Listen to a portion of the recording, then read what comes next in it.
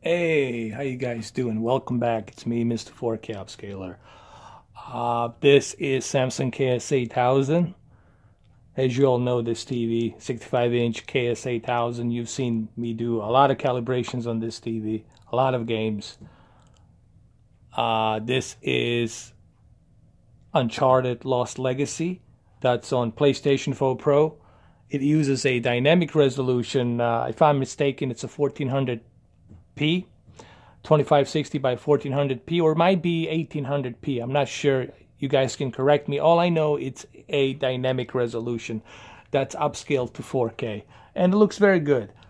But one key point here, not just dynamic resolution, but it's dynamic resolution with a very good rendered HDR. This game has a really good rendered static metadata HDR10. Now, what do I mean by static metadata HDR10? There's two different types of HDR formats.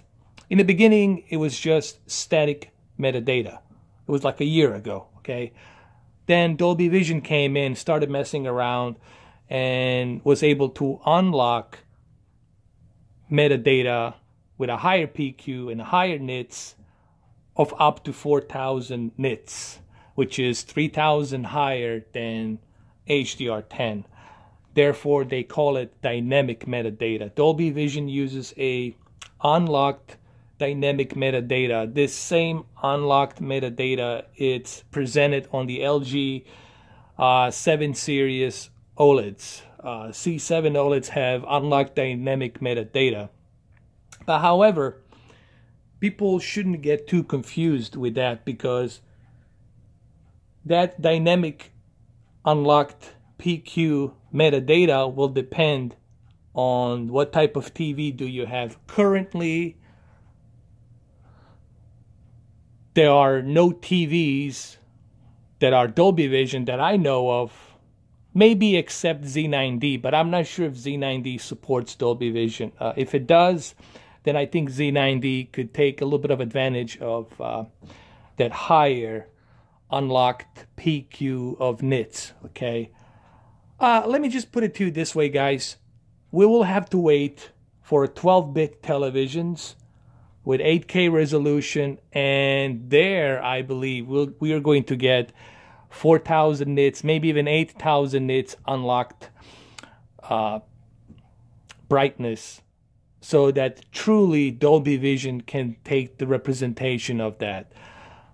The only way you're going to see that higher peak brightness is when you go to a Dolby Vision theater. That's where the projector is going to give you that highest peak brightness nits detail, okay? But anyway, I don't want to confuse people too much. I want to do calibration here. I'm not doing a video for difference between static metadata and then dynamic metadata. Just remember, just because your TV has dynamic metadata doesn't mean you'll be taking a full of potential of these formats, okay? Because Dolby Vision was made to go to unlocked highest possible nits of peak brightness, meaning that it can go up to 8,000 nits, 10,000 nits. But the standard they're going for TVs, it's 4,000. And I think 4,000, it should be a standard, because that's perfect detail for you to see on big bright areas like this lamp, or very dark areas. All right, again, you guys can learn more about difference between static metadata and dynamic metadata. Just to keep it in a simple basic terms, HDR10 can only support 1,000 nits of peak brightness. It's coded to only 1,000 nits of peak brightness and rec of 709, meaning that it's locked at the one static of 1,000 nits. And this TV has that 1,000 nits. It has that peak brightness, and this is why it's highly recommended to be used with HDR. This is why it's highly labeled as a excellent HDR10 TV. But however, it doesn't have the full array of local dimming. It has an Edge Lit, which can really screw up that PQ picture quality that you want to see, okay? This is why OLED, it's right now highly recommended for HDR10 because more and more OLED it's reaching that peak brightness needed. Once they reach to 900 nits, then it's pretty much going to be game over. It's going to be the best HDR10 static metadata that you're going to be able to get. All right. Without any more confusion, you guys can learn the difference between the Dolby Vision and HDR10. Just remember, Dolby Vision, it's unlocked metadata, meaning it can go up to 4,000 nits. Same thing with hybrid log gamma. Same thing with the Technicolor Advanced HDR. They're all dynamic metadatas. They can go as high as your TV can go. If you have a projector that can go up to 10,000 nits, well, good for you. Then you're going to be able to have the ability, if your projector has the dynamic metadata built into it. This is why Dolby Visions are so highly recommended.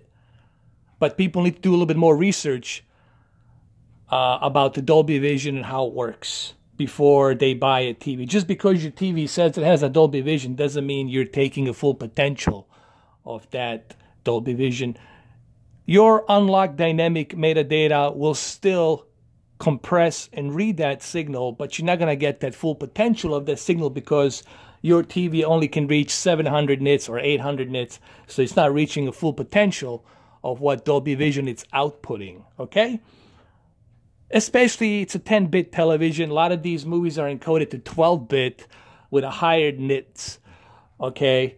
So, like I said, do some research, guys. Do some research. I already spent six minutes I already spent here just trying to make some sense out of this to you. And I'm pretty sure a lot of you got confused already. I know you're confused. And I don't blame you. I was confused too when I first started learning about this stuff. You got to learn it, but you got to understand it above all. Don't just memorize it. Understand the difference between static metadata and dynamic metadata.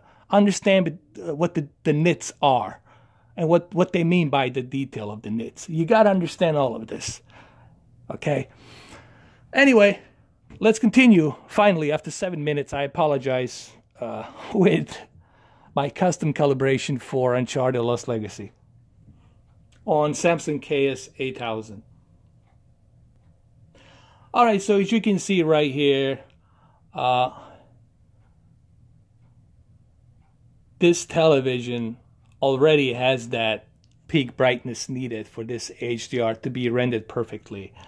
You know, the reflection of that lamp into her hair, the reflection of the light bouncing off of her hair, everything looks detailed as it should be. And you will see all the detail here. As I'm rotating, you will see the detail on the hair, you will see the detail on the ground.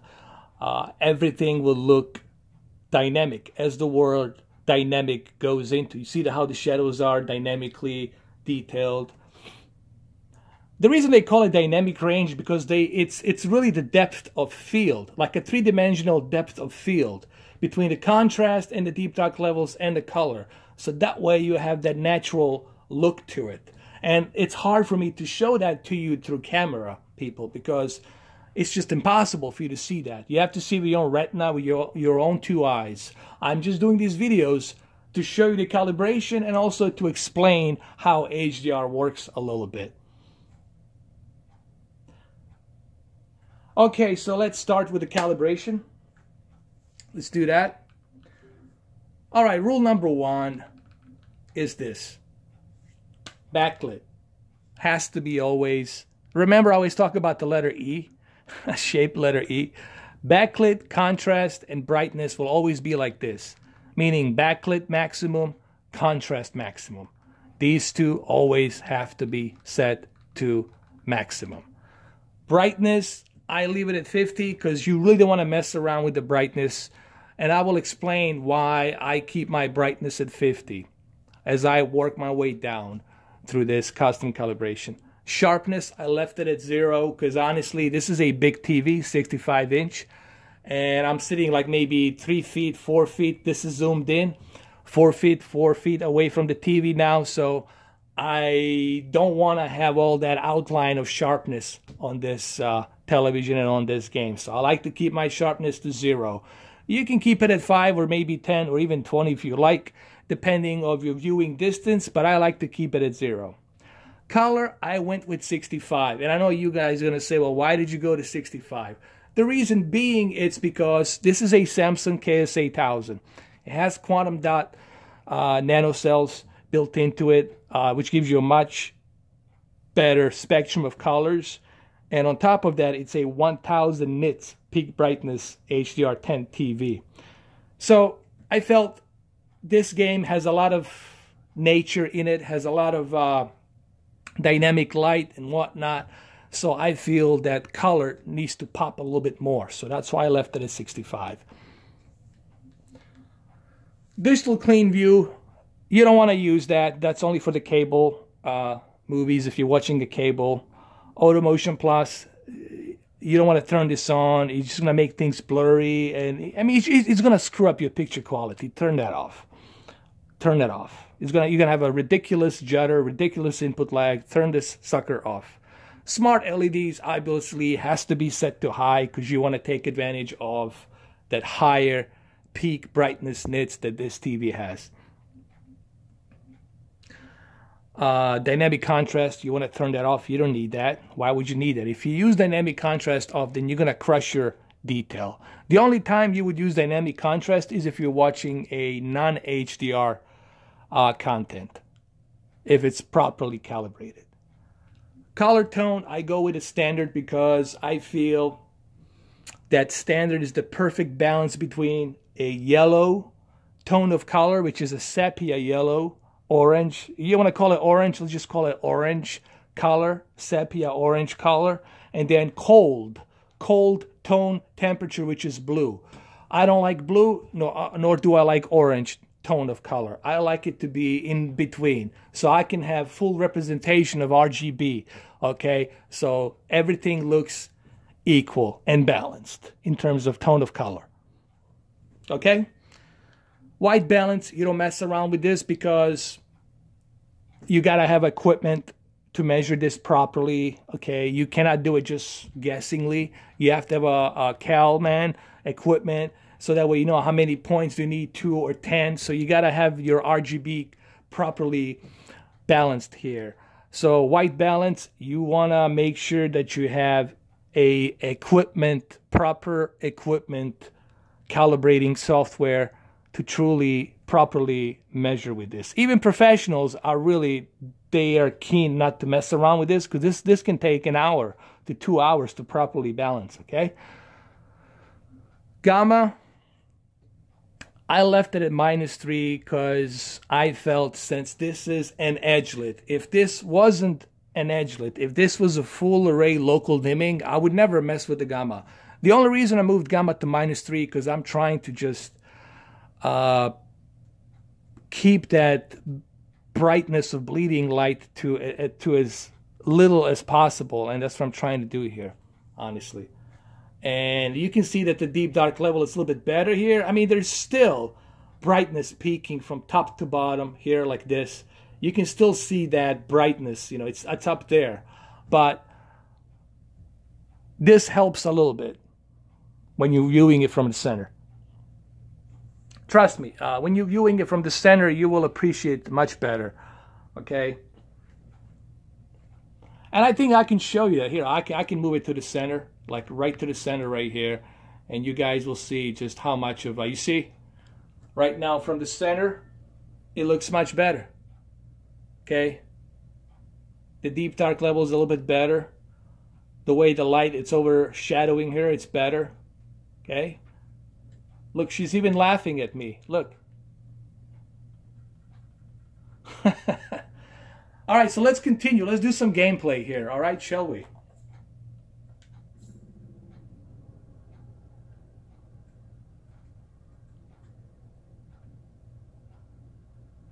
And the end results here are very nice.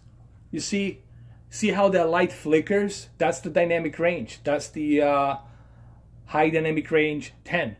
Now, which one does it look better on? Well, obviously on this TV, like the difference between TCL and this TV is that this TV has that full 1000 nits of peak brightness, which gives much better detail. However, the one thing that this TV is lacking of, it's full array of local dimming. That's what's stopping this TV to be a really, really, really great TV. It's that ridiculous Edge Lit. Okay? So let's continue. You see, the detail's much better now here as we turn around. See? When we go into a dark alley. Look, you can even see people inside right here.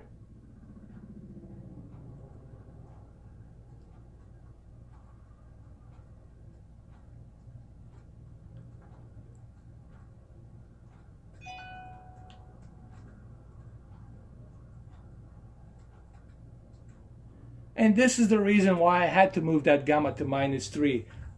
It might seem on the camera when I'm filming this that I'm crushing my deep dark levels, but trust me guys, the deep dark levels are not crushed.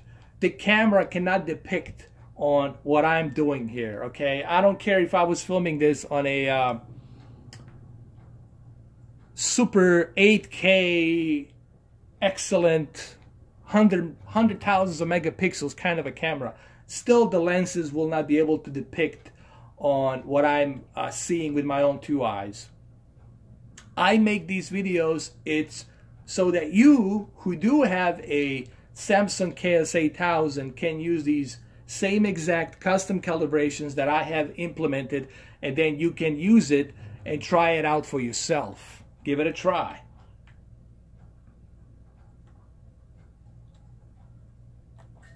All right, let's do some more. Oh, that's hilarious. That is hilarious.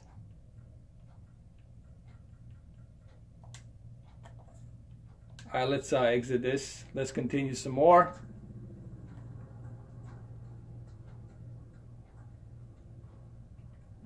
Let's go.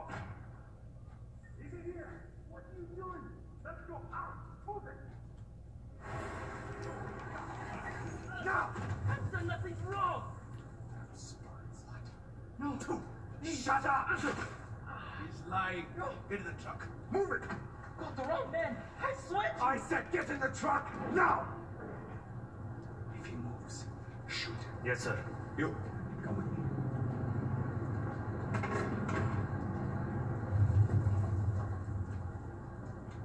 Hey. Don't be stupid, lady. Go home.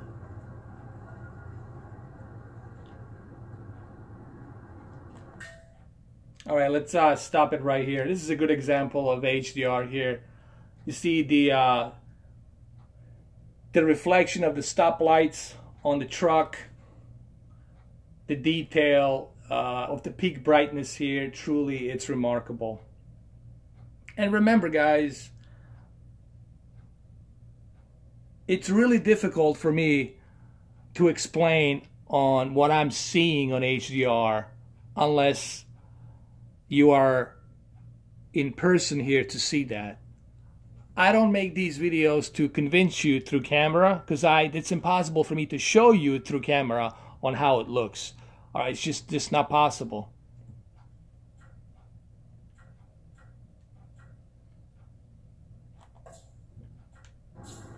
Okay, let's move around a little bit, like here.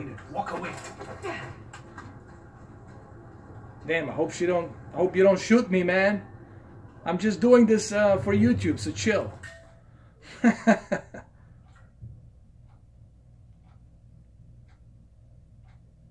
Hey, you can see right here. This is a good example of HDR right here, and the detail that HDR right now is presenting here. Like, see the distance over here is another good example. Like in the distance, you see, this is what HDR really it's about here. This is a good example right here. What the HDR is really about. It's the depth of field. So you can see more like a three-dimensionally, the whole idea of HDR is for you to give you that three-dimensional look of the picture. the natural look in the distance. So you can see detail in the distance. You can see the reflection of the light in the distance. So you get that higher detail like you would in a real life. Okay, so that's the whole idea. That's the whole purpose of high dynamic range, is to give you the representation, the picture of the quality like it is in the real life. Okay? So let's exit this. Yes. Let's move down this way. Assholes. Not up yet. Go on. Checkpoint. And here's another great example of HDR right here as well. You can see it right here. That's HDR at its best right here. Let's get a little bit closer.